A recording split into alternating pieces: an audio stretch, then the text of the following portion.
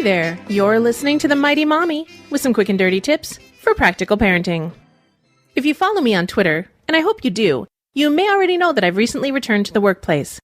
I've been working from home since my daughter was 11 months old. She's 6 now and going to school full-time. With her in school and my son in preschool, the opportunity for me to return to the workplace was a very challenging prospect. Although I've been back in the office atmosphere for almost 2 months, I'm still adjusting, as are my children. I've come up with a few methods to help make the transition easier on everyone involved.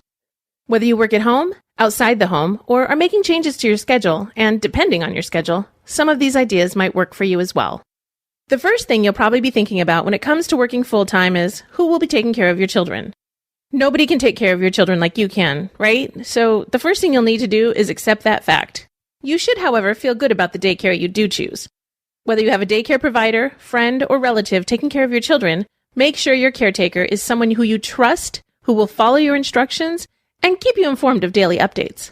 If you're handling the care of children by alternating schedules with your spouse, don't forget to manage your time so that you will have some time with one another as well.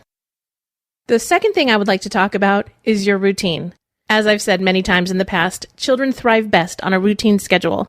Children may be adaptable, but change can be disruptive. Keeping the kids on a normal day-to-day routine will help make it easier for them to accept the big change of mommy not being home all of a sudden. Most people don't have the luxury of creating their own work schedule, but if you do, try to schedule your time effectively. For example, I chose to work weeknights so that I could maximize my time with my son, who's home during the day, as well as my husband, who is also home during the day. Since I don't see my daughter as much as the boys in the house, I make special time for her on the weekends when I'm off work.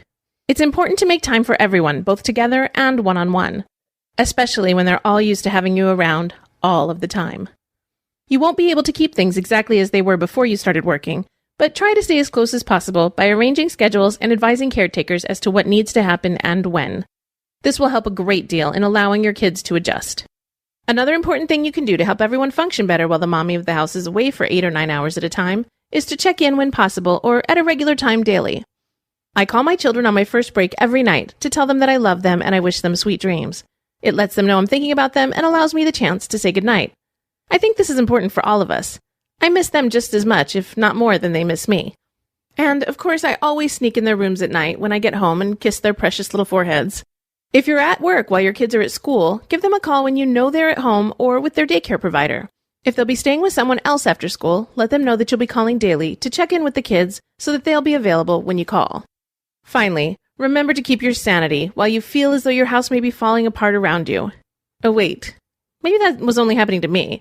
I say was because I've been blessed with some outside help, because I'm lucky enough to have the best mother-in-law I could ever have dreamed of. But not everyone is this lucky. If you can get help, or if someone offers, accept graciously. I know, it's hard to say, I can't do this all by myself. You need to be realistic, though. Sometimes things just won't get done the way you want, or as quickly as you want. Learn to accept that things may be imperfect. When you have free time, don't spend all of it cleaning the house or folding the laundry. Take the time to hold and love your kids. When they grow up, they aren't going to remember if the floor didn't get mopped for a month. But they will remember and cherish the love, hugs, kisses, and precious time you spent with them. You're working hard. Make it worth it. That's it for now. Thanks for listening.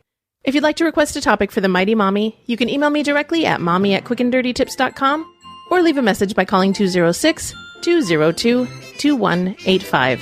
This is your friend, the Mighty Mommy, wishing you happy and fun parenting.